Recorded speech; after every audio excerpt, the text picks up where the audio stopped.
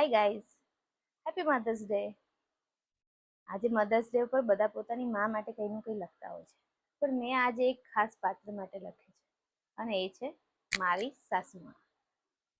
મારી સાસુમાં બહુ જ ખાસ પાત્ર હતા. એનું વ્યક્તિત્વ જ સારું હતું. સાસુ તરીકે એમને કદાચ સાસુ આ શબ્દ સૂટ જ નહોતો થતો. એમની માટે એક લખ્યું છે, તો તમને વાંચીને સંભળાવો. દુનિયાની સૌથી અનોખું પાત્ર એટલે સાસુમાં, પણ મારા માટે મારી સાસુમાં કંઈક ખાસ હતા. મારી સાસુ પણ બીજાની જેમ પોતાના દીકરા પાસે મારી ચુગલી કરતા હતા, પણ એ અમારી બેની મીઠી મીઠી નોકઝોકની વાતો હતી, જેમાં મા દીકરો બંને જણા ખૂબ હસતા હતા. એવું નથી કે પોતાના દીકરાના કાન નહોતા ભરતા, કાન પણ ભરતા હતા, પણ જ્યારે દીકરો એવું કહી દે ને કે જા ને તું મમ્મીને એકવાર સમજાઈશ તો મમ્મી માની જશે, ત્યારે એ વહુ ઘરની દીકરી બની જાય છે.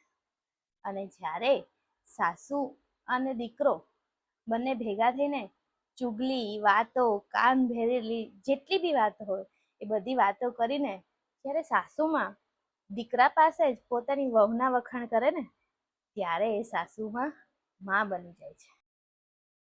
મેં મારી નજરે મારી સાસુને મારી માં બનતા જોઈ છે. છેલ્લા 10 વર્ષથી પરણીને આ ઘરમાં આવી છું, પણ એણે ક્યારેય મને મારી જન્મ દેનારી માની કમી જ મહેસૂસ નથી કરવા દીધી. અને જ્યારે છેલ્લા 5 વર્ષથી એ નથી, તો મને બહુ જ યાદ આવે છે. રોજ યાદ આવે છે. સાસુમાં યાદ આવે છે. કદાચ હું દુનિયાની પહેલી એવી વહુ છું જેને એની સાસુની કમી મહેસૂસ થાય છે. ખરેખર બહુ જ યાદ આવે છે.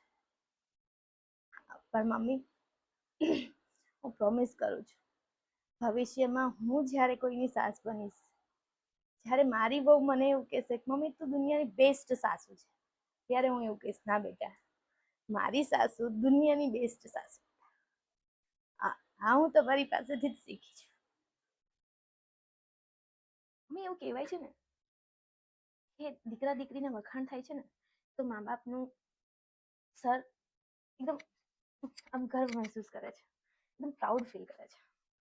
પણ મમ્મી, હું પહેલી એવી બહુ છું કે જેની પાસે આવીને કોઈ એવું કહે છે ને તારી સાસુ બહુ સારી હતી, તું બહુ નસીબવાળી છે, તને આવી સાસુ મળી હતી, ત્યારે એક અલગ જ ફીલ થાય છે. જે મધર્સ ડે હતો ને તો તમારી બહુ જ યાદ આવી, ફીલ થયું. Miss you. Happy mother's day.